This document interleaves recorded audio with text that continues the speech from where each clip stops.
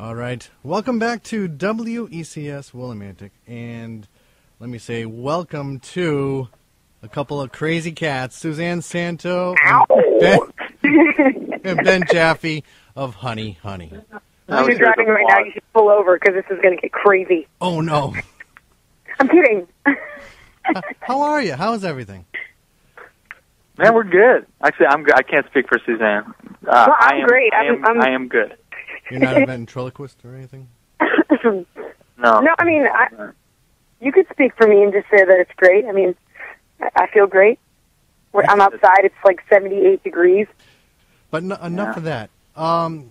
You seem to have such a special bond together. You've been together for a few years now, right? Uh-huh. Yes, sir. 4 years. Wow. So what's been the key, do you think, that you've been working out well together? You really seem to click.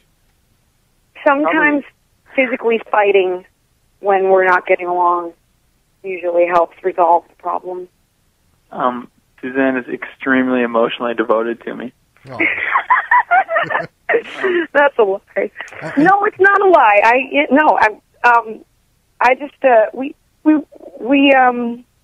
What's the secret? I don't think there's a secret. I think we just are really passionate about what we do, and if ever we hit bumps in the road where we butt heads, and it's kind of, difficult. It's all about like communication and, on a platonic level, like having the love first, Mm-hmm.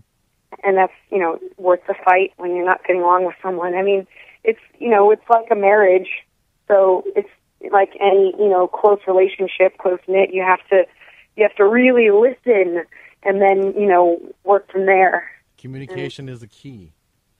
Yeah. Yeah, seriously, like I'm going to interrupt you for a second. My relationship with Ben has seriously made all of my other relationships in my life so much stronger because, like, I think the amount of patience we have to have sometimes with each other and, communication, it's really taught me a lot about listening and, that's it, listening. That's one of the great things about being in a relationship. You kind of learn from each other and you become a better person for what you've learned. That's great. So tell us a little bit about the new album that's coming out. Well, do you have a name yet? It's funny you should ask. We actually, our deadline is kind of like this weekend, so we technically don't have a name. So we can't really give one out at this current time. But, it was a self-funded record that is really more indicative of what we sound like live, which is kind of cool for us, and something we're really proud of. There's a video of Angel of Death. Oh, I love that one. I keep playing that one to death. Oh, whoa, easy. No, that's great.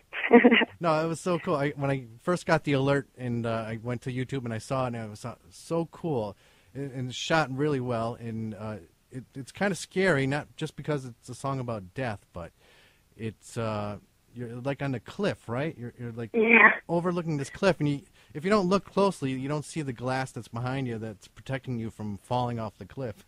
Amazing place. But it was at this place called the Esquire House. Esquire magazine, I think, owns all these houses in cities across America, or maybe just L.A. and New York. I don't know. But basically, they were throwing this kind of recording day up at the Esquire House, which is literally on top of this mountain that overlooks all of L.A. So we were up there, and there was kind of hawks circling at eye view and stuff. It was amazing.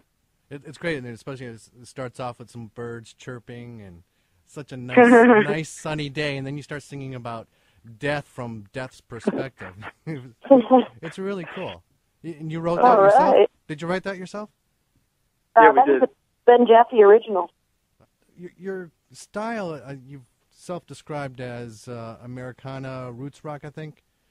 Mm-hmm. And from what I've seen over the multiple songs that you've played, you've got many different styles that you really hold on to.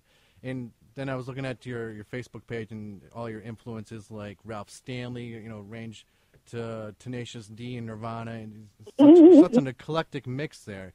And it really shows in your music that a large variety, and I think that's a key to a group that longevity is being able to be fresh and new and not always sound the same. You know what's funny I think about sometimes is mixtapes have been around for a while, right? But it seems right around the time that we were in high school and things like that, or around this time, Napster came out, and then all of a sudden, and it was also really easy to burn CDs, and it seemed like at that point, almost everything I had, every CD I had was just this mix CD, and it would just range all over the place. So instead of listening to albums a lot of the time, you just listened to this mix that would span 10 different genres or something like that, and that's almost something that I got used to. I don't know if you feel the same way, Suze, but it's like you just kind of grow up listening to this wide variety of music in a really kind of limited setting, where it would just be one record. Totally. No, it's funny that I've never really given that as much thought, because it's like, you can burn data CDs now, so that, like, you can have, like, 80 songs on one disc, and, it's all about consolidating, so, saving as much as you can, and, like, I rarely, unless I'm at home and I've an opportunity to, like, clean my room, or something, like, I rarely listen to a full record all the way through, which is something that I wish I could do more often. Yeah. But, like, the mixed CD mentality is kind of also sort of how our record is kind of laid out a little bit, too. There's quite a few different vibes that we kind of move through, but I think they're married really well, and, which is something that I'm proud of in a way that, like, we haven't really committed to one genre specifically, but we try to do it all, and I think we make it work pretty well, so... or I guess we'll see. It also pisses off people we work with, though. Yeah, that's true. I think something also that helps that is that you're very talented musically. You play a bunch of different instruments as well. Suzanne, you play cello and banjo, right, and guitar? No, I wish I could play the cello. No, I play the violin and the banjo. Oh, violin, okay. And Ben, you play drums and guitar, right? Yeah, and I'm pretty bad at piano. He's not that bad. He's actually pretty good. And then I noticed you in one of your videos, you've got one of the guys from the Village People playing drums for you sometimes. Burn. That's great. Actually, he doesn't. He's sort of moved on to some other bands that he's been touring with, but we're great friends still. And he plays with this band called Bell Brigade, who are really, really talented. They're a brother-sister duo. And we actually kind of haven't played with him for like 6 months now. No, it's really cool. I like his mustache. He looks really cool. Yeah, he's a really talented dude, and he looks fantastic. Inspiration. Back in the old days, we used to get like a press packet when I, would do research on a band. I would read the press packet and read up on them. Now, pretty much everything's online. We can go to the Facebook page and their own website and YouTube videos to kind of learn about a band. I think I've learned a lot about you, just going online and watching the videos. And it seems like when I was talking to earlier that you really connect together. You seem to really have a lot of fun together, whether you're on stage or off stage. And you play, Suzanne. You seem like a very practical joker. Oh, I don't know. I don't know, Ben. Would you say my jokes are practical? Or maybe not practical. Very rarely. But I like the interview with the cat too. That was a good one. Oh, that's my homeboy. He's here right. Oh no! Did we lose her? No, not again. That means, oh God! That means I'm no, I hit the mute. I accidentally hit the mute. It's still here. Oh God! This phone. Those touchscreen phones are very hard to use, I hear. But yeah, we do have things like Suzanne interviewing her pet cat. Well, Ben was. Really... I mean, it's not all about me on camera. I mean, there was a lot of behind the camera magic with Ben. I mean, he's a hell of a director and producer. Which, I mean, I wouldn't limit myself, Ben, just to music. I think that you have your talents are endless. Wow, you see, it's this kind of support that's going to get me through. I don't usually ask what an origin of a band's name is, but when I was doing the research online, I kept typing in Honey Honey. I kept getting these ABBA videos. But is that's one of their songs, right? Honey Honey? Yeah. Yeah, had we known, we may have rethought calling ourselves Honey Honey for the amount of crap we get for ABBA, just because it's hard to find us sometimes because we just have ABBA in the way. Yeah, we basically have to become bigger than ABBA, and then our problem will be solved. Yeah, seriously. But, I don't know, man. Ben, I think we can do it. I think we just have to keep trucking. I think you can do it too. Okay. Even though they had that Mamma Mia, movie and stage performance, I think you can. Yeah, come on. Broadway, I mean, big deal, right? We'll band together. We'll get you on top. All right, one last question. If you had a chance to do a CMT's Crossroads, you familiar with CMT Crossroads, where they pick like a country band, and then they pair them up with some other band, and usually a really eclectic dichotomous, whatever. What was one of the recent ones? Recent one was Taylor Swift and Def Leppard. Whoa. Wait, did they do a record or a tour? It's they do a live performance on stage, and then they record it and broadcast it on CMT channel. Cool. But if you could like team up with maybe somebody that you've looked up to in the past, who do you think you might want to get together with? Really cool to do something with Rage Against the Machine. Oh wow. That's not who I was expecting you to say, Suzanne. I was about to be like, I think it's pretty obvious who we would pick, but I was wrong. Jack White?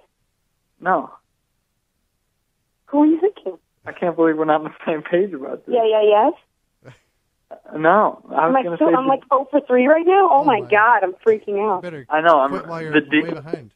Oh, the Black Keys? No, the D. Oh God! I don't even know myself. I can't believe I just overstepped the D. Yeah. I think because that's such a pipe dream that I don't even know, like the fantasy of the D becoming a reality might actually make me spontaneously combust. The deed? Tenacious D? D. Okay, yeah. That's what I thought. That would be a good one. So maybe in a couple years down the road, we'll catch you on YouTube or something, CMT Live. Oh my God.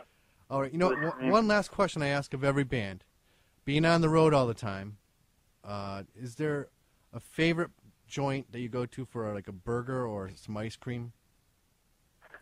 Man, Ben is lactose intolerant and a vegetarian. That's actually why I put in burger, because it used to be just what's your favorite ice cream across the country, but then I figured some people are lactose intolerant or vegan or whatever, so I threw in the burger. Yeah, I'm done, because this tour coming up will be the first tour that I'll have been on where I have been a vegetarian, so I'm completely perplexed as to how I'm going to survive day to day. Where's your favorite tofu joint? Say again? Where's your favorite tofu joint? Oh man, there are very few of them, but I found this spot called the Veggie Grill. That is the greatest place I have been to yet. And where is it? There's one it's in Los Angeles, but there's a couple. I think there's a chain, but I have yet to find more. I've personally got to throw in Chick-fil-A and Cracker Barrel. I'm a big Cracker Barrel fan. Those biscuits really rock my world. We have the Cracker Barrels up here. We've heard of the Chick-fil-A's, but never had them in this area. Oh, they're delicious, but at the same time, we really had Chick-fil-A almost every day for a tour and really got burnt out on it. It started to become kind of like a terrifying experience. Uh-oh. That's not good. Have you ever played those little peg games they have at Cracker Barrel that tell you how smart or stupid you are? Yeah. Those are fun. Those are rough, man. Well, you're coming to the area. You come to Connecticut on May 15th, I believe, to Toad's Place in New Haven. So we'll definitely be looking for you when you come out here. And when you're down in New Haven at the campus of Yale, check out Maymun's Falafel House. They can get you can get some good food there. That's up my alley. All right, Suzanne Santo and Ben Jaffe from Honey Honey. I want to thank you for coming on today. Thank you so much, Ramone. Best of luck to you.